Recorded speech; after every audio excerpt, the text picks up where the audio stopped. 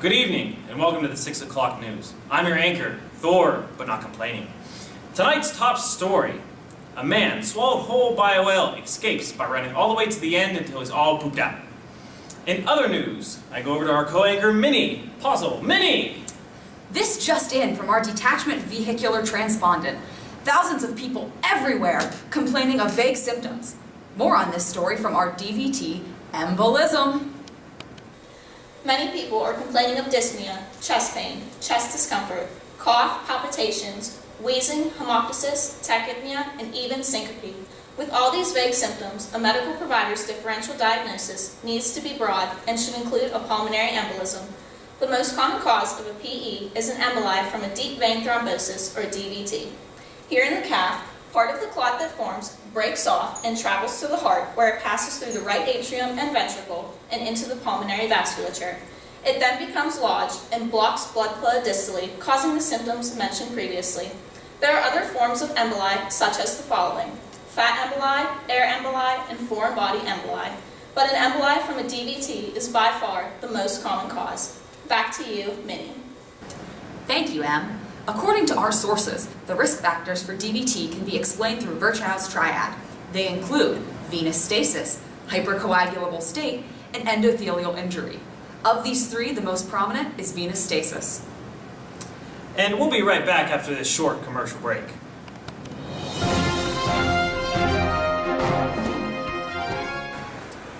This is Red, All the Risks, and I just dropped my new mixtape. So I'm gonna have y'all take a listen in on what I have to say.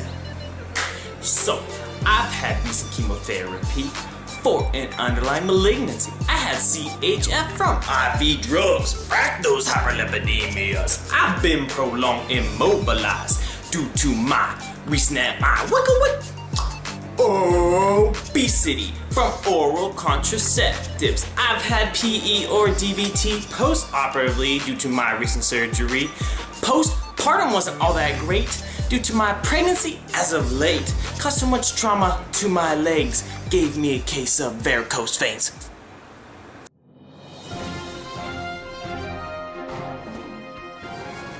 Welcome back to our program on pulmonary embolism. Why don't we take a look at how pulmonary embolisms are diagnosed?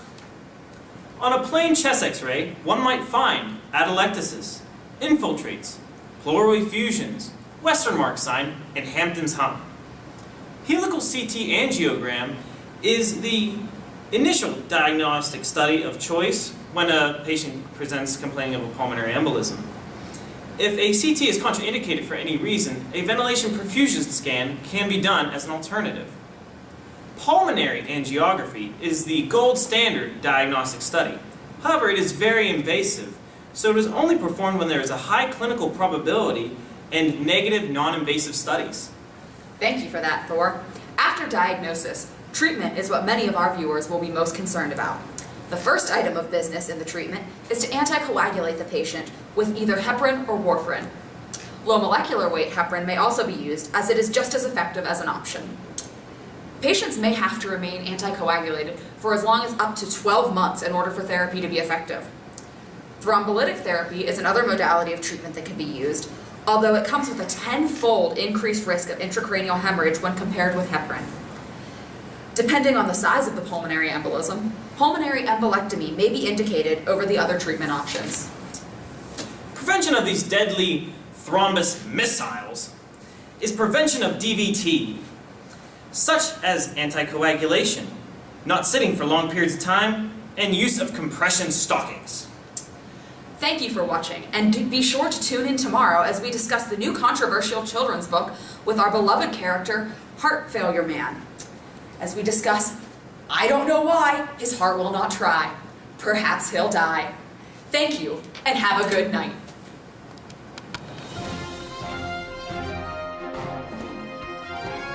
Oh my gosh, your grammar is killing me.